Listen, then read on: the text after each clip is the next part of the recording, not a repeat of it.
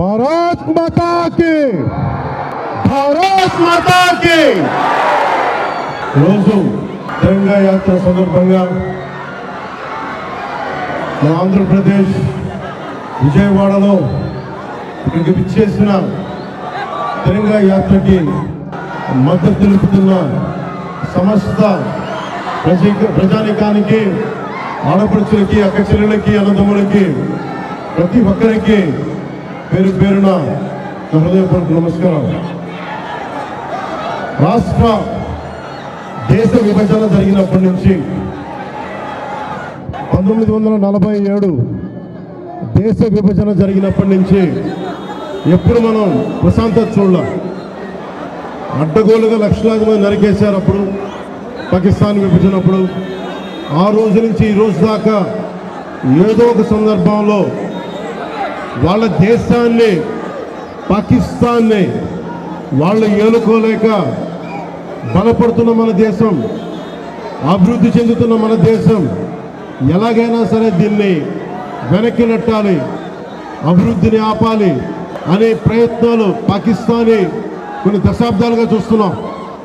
ముఖ్యంగా ముంబైలో 26/11 అప్పుడు తాజ్మహల్లో హోటల్ పైన కసబ్ లాంటి తీవ్రవాదులు 72 గంటల పాటు ఏ స్థాయి దాడులు చేశారో మీకు తెలుసు. అలాగే బాంబే పేలుళ్ళు కానీ, కోయంబత్తూరులో బాంబు పేలుళ్ళు కానీ, అలాగే గోకుల్ చాట్ కానీ, గోకుల్ చాట్ పేలుళ్ళు కావచ్చు, లుంబిని పార్క్ పేలుళ్ళు కావచ్చు, జామా మస్జిద్ పేలుళ్ళు కావచ్చు, వీటన్నిటికీ వెనక పాకిస్తాన్ హస్తం ఉంది. వారు ముఖ్యంగా ఒకవైపు సరిహద్దుల్లో మనం ఈ రోజున విజయవాడలో కూర్చొని, ఆంధ్రప్రదేశ్లో కూర్చొని మనం ఇట్లా తిరగలుగుతున్నామంటే జమ్మూ కాశ్మీర్లో కానీ, హర్యానాలో కానీ, రాజస్థాన్లో కానీ, సరిహద్దు రాష్ట్రాలు ఏవైనా సరే ఇంత ప్రశాంతత ఉండదు. మనం చేయగలిగేది సైనికులకి మేము అండగా ఉన్నాం, మేము ధైర్యం చెప్పడం, అలాగే స్థానికంగా మనకి భారతదేశం లోపల ఎవరైనా సరే సూడో సెక్యులరిస్టులు ఎవరైనా సరే సెక్యులరిజం పేరు మీద సూడో సెక్యులరిస్ట్ వాదులు ఇది భారతదేశ ఆర్మీని కానీ, డిఫెన్స్ ఫోర్సెస్ని కానీ బలహీనపరిచే విధంగా, హింసపరిచే విధంగా అలాంటి వ్యాఖ్యలు చేస్తే మటుకు మనందరి కర్తవ్యం వాళ్ళకి బలమైన జవాబు చెప్పడం, వాళ్ళు ఏ స్థాయి వ్యక్తులైనా కావచ్చు. ఇది మనందరం చాలా బలంగా నిర్ణయం తీసుకోవాలి, నిలబడాలి మన వాళ్ళ కోసం. అలాగే మురళీ నాయక్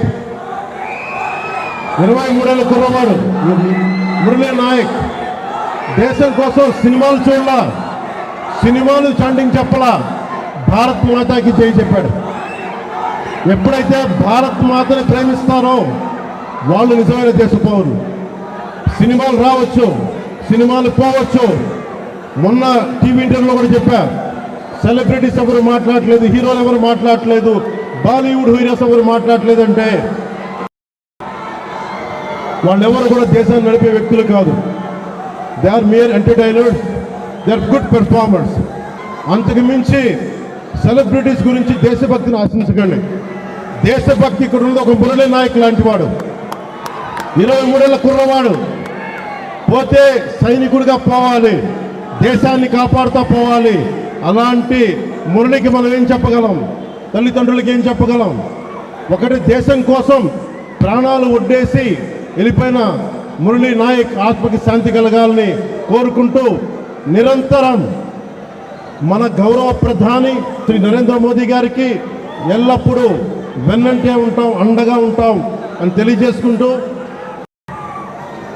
పాకిస్తాన్కి మనందరం మన భాషల్లో అన్నిట్లో ఒకటే చెప్పాలి, మీరు మా దేశం లోపలికి వచ్చి కొడితే మేము మీ ఇళ్లలోకి దూరొచ్చి కొడతాం. అదొక్కటి, అదే సమాధానం వాళ్ళకి. ఎంతకాలం ఇది నయా భారత్, కొత్త భారతం, శాంతి శాంతి శాంతి, శాంతి కపోతాలు ఎగరేయటం, శాంతి వచనాలు పనిచేయం. సహనం సహనం సహనం సహనంతో చేతులు కట్టేశారు. చాలు, మా ఇళ్లలోకి దూరొచ్చి కొడితే మీ సరిహద్దుల లోపలికి వచ్చి దూరి కొడతాం. పాకిస్తాన్కి ఇదే మా అందరం బలంగా చెప్పాల్సింది. మీ అందరికీ ధన్యవాదాలు తెలుపుకుంటూ ఒక్కసారి మురళీ నాయక్ ఆత్మకి శాంతి కలిగేలా మనందరం ఒక అమర్ రహే చెప్దాం. మురళీ నాయక్, మురళీ నాయక్.